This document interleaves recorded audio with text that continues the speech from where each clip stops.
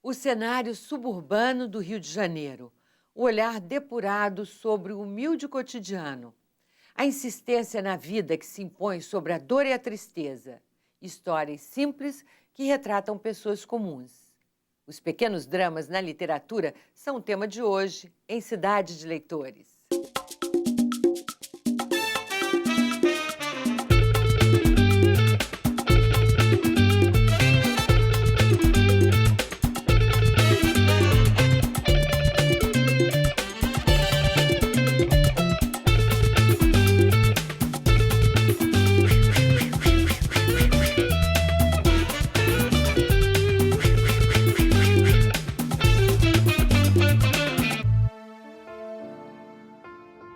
Com suas maravilhas de cartão postal, o Rio de Janeiro da realidade social se desvenda para leitores e espectadores na crônica do cotidiano, como vamos conferir na entrevista com Isabel Jaguaribe, diretora do documentário Um Dia Qualquer. Feito em parceria com o jornalista Zuenir Ventura, o filme consegue extrair o extraordinário de vidas ordinárias, ao acompanhar a jornada de trabalho de 5 cariocas comuns. Um ambulante, um motorista, um office boy, uma diarista e uma dançarina. Ambientados em cenários triviais, os pequenos dramas pessoais são tratados com sinceridade e delicadeza na prosa de Marcelo Moutinho. Carioca de Madureira, jornalista e escritor, o autor do livro de contos A Palavra Ausente é o nosso entrevistado de hoje. Marcelo Moutinho, os personagens deste seu último livro de contos, A Palavra Ausente, têm em comum uma certa tristeza, não é? Por que você resolveu falar desse sentimento que afeta quase todo mundo, mas que quase todo mundo não quer revelar, não quer mostrar? Esse livro, ele foi um livro pensado a priori, quer dizer, não foi simplesmente uma junção de histórias que eu vinha escrevendo que eu resolvi juntar num projeto, né? Eu sempre quero ou que uma temática ou que um tipo de ambiência meio que faça uma ligação entre as histórias.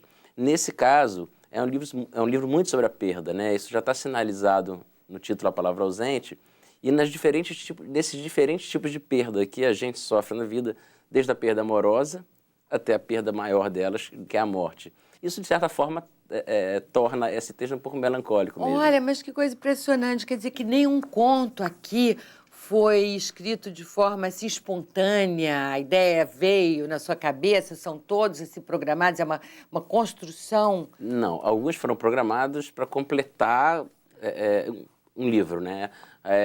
Tem contos aí, por exemplo, que foram contos de encomendas que entraram em antologias. Por exemplo, há um conto que é inspirado na música Vento no Litoral, do Renato Russo, que Legião Urbana gravou. Então, é uma reescritura da música sob uma perspectiva literária. E, em determinado momento, percebi que as perdas que eu vinha experimentando na vida, muitas delas ligadas à morte de pai, morte de irmã, morte de tio, elas estavam vazando para a minha literatura. Você falou na música, a sua literatura é toda muito inspirada ou calcada na música popular brasileira, não é? Sim. O meu livro anterior, Somos Todos Iguais Nesta Noite, tem o nome de uma canção do Ivan Lins, do Vitor Martins. Nesse próprio A Palavra Ausente tem esse conto que é inspirado no Vento no Litoral e tem também um outro conto em que a música do Paulinho da Viola, Para Ver as Meninas, ela é fulcral. Eu adoro esse conto, acho que foi o que eu mais gostei. Porque aqui tem uma tristeza em todos os contos, é um fio que une, né, as histórias, mas também tem felicidade, também tem alegria, né? Você consegue, assim, equilibrar bastante os dois aspectos. Qual é o seu conto preferido? Eu acho que é o Água, eu acho que é o conto que abre o livro. Agora, todas as histórias aqui são ambientadas na classe média e classe baixa, né, da sociedade. Sim. Por que essa preferência?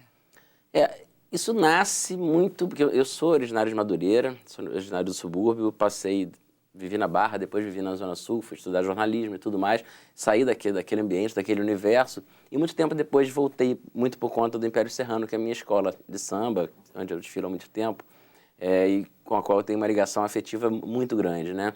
Eu acho que essa retirada me deu um olhar que a gente pode chamar de olhar de estrangeiro, um olhar de fora, e me deu vontade de falar sobre aquelas coisas. Sobretudo porque eu acho que a literatura brasileira ela ficou refém de uma dualidade. Ela fala da favela, existe uma literatura forte que fala da periferia e é importantíssima, e uma literatura de classe média alta que fala da burguesia. Esse personagem do meio me parece meio excluído tematicamente. E como eu tinha a experiência subjetiva de ter convivido lá, eu achei que eu podia dar uma contribuição nesse sentido. Madureira é um bairro da zona norte do Rio de Janeiro. Tem pouco mais de 50 mil habitantes. O nome é uma homenagem ao boiadeiro Lourenço Madureira, antigo proprietário das terras da região. O adensamento populacional inicial começou a se transformar em bairro em 1858, com a inauguração da Estação Madureira da Estrada de Ferro Dom Pedro II, atual central do Brasil. A vocação comercial de Madureira, hoje o segundo polo comercial e econômico da cidade, vem de uma grande quitanda de hortifrutigranjeiros, que em 1914 ganhou estrutura física e se fortaleceu como ponto de venda de produtos agropecuários. Madureira também é marcada pela força da cultura popular e negra. Por volta de 1920, surgiu a Prazer da Serrinha, fundada pelo mineiro Alfredo Costa, sogro de Dona Ivone Lara, que deu origem à atual escola de samba Império Serrano. E o jongo, que na mesma época chegou ao Morro da Serrinha, vindo das áreas rurais do estado. Como resultado de toda essa tradição cultural, Madureira é hoje um dos bairros mais musicais e agitados da cidade. Agora, os seus contos têm, sua literatura, a gente percebe, ela é elaborada, ela tem uma pontuação divina. Eu acho sua pontuação, assim, deliciosa. Tem a pegada do conto, que é com um desfecho sempre ou surpreendente ou muito poético, né? Tem tudo isso, mas não é uma literatura ensimesmada, não é? Não é uma literatura assim, muito autorreferente, não é cabeça. Nesse sentido. É porque essa sua opção, de onde vem isso? Eu sou e fui um grande leitor de poesia. Então, e eu acho que, com o passar do tempo, eu fui depurando o texto, tirando um pouco do excesso, dando um pouquinho mais de espaço para o leitor participar como coautor durante a leitura, né? Dele me ajudar a fazer o livro no momento que ele lê. Quer dizer, eu acho que essa preocupação, ela está muito presente no meu texto. E essa depuração que você mencionou, que eu concordo, de fato, eu tenho esse cuidado, não vou simplesmente... Às vezes eu fico meses trabalhando num conto, às vezes até sai de primeira, mas é porque naquele dia, né, naquele dia tem você isso, tem um conto que sai de primeira e você não mexe mais, consegue? O Água, por exemplo, mexi um ou outro detalhe. E teve conto, por exemplo, tem um conto no Somos Todos Iguais nessa noite que eu fiquei 8 meses trabalhando nele. E, inclusive, na prova da editora, eu ainda tirei um parágrafo inteiro. A gente percebe que ele é muito bem elaborado. A sua escrita é muito bem elaborada, mas tem uma coisa de vida muito forte, não tem? Eu gosto de observar a vida, sabe? Eu adoro a crônica, por exemplo, que é isso, né? A observação da vida sob a tua perspectiva. Hoje eu escrevo crônicas para um site Vida Breve, que é um site só de crônicas. Estou tendo a oportunidade de escrever toda semana uma crônica. Então tem esse desafio um pouco de olhar, você tem que olhar para a vida porque você precisa entregar um texto. Muito bem. Encontrar alegria no cotidiano é possível mesmo para quem tem uma vida dura. O documentário Um Dia Qualquer, dirigido por Isabel Jaguaribe, com a colaboração do jornalista Zuenir Ventura, acompanha um dia de trabalho de um motorista de ônibus, um office boy, uma dançarina, uma empregada doméstica e um vendedor de abacaxis. Como essas pessoas aproveitam o que podem da vida é o que você vai ver agora na entrevista com Isabel Jaguaribe. Augusto, Elisete, Wallace, Apolônio e Luciana são personagens do documentário Um Dia Qualquer, de Isabel Jaguaribe e Zuenir Ventura. O filme, dirigido por Isabel, mostra um dia na vida dessas pessoas, brasileiros anônimos que, como outros tantos, lutam e trabalham duro para sobreviver. A maneira com que cada um encara os dramas diários está refletida no jeito de se vestir, de se comunicar e se relacionar com as outras pessoas. Essa é a crônica de um dia na vida de 5 trabalhadores. Um dia qualquer de pessoas quaisquer, comuns e anônimas. Gente que não é notícia, de histórias simples, como as de milhões de brasileiros. Isabel, como é que surgiu a ideia de realizar um documentário enfocando gente comum, né? Brasileiros iguais a milhões de outros, né? Numa época em que só se pensava uma certa obsessão por celebridades? Eu acho que é quase isso mesmo, justamente por conta dessa obsessão com celebridades, eu tenho uma obsessão por não celebridades. Então, assim, eu acho que o brasileiro comum é muito interessante, né? É o que faz, é o nosso povo. E aí dá vontade de investigar. E no caso, assim, sendo carioca, eu tinha tenho um apreço muito grande pela cidade e queria saber como é que era a vida dessas pessoas, dos trabalhadores da cidade, né? E traçar como é que essas pessoas vivem, que horas elas acordam, como é que elas fazem. Bom dia, eu nem tomei café ainda. Eu escovei o dente e fico vendo televisão, tenho essa mania. E depois que vou tomar café, meu café é, na verdade, no horário do almoço, né?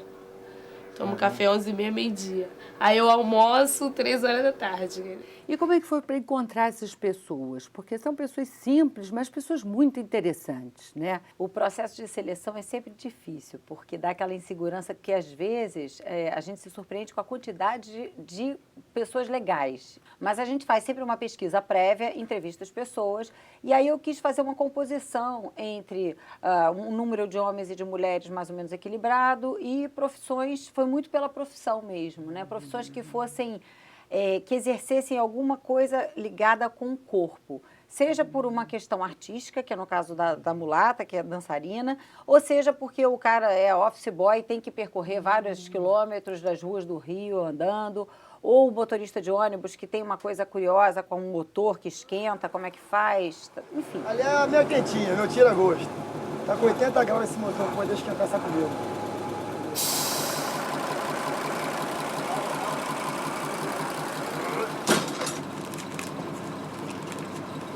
Tá? Segura aí. E manda água gelada, viu?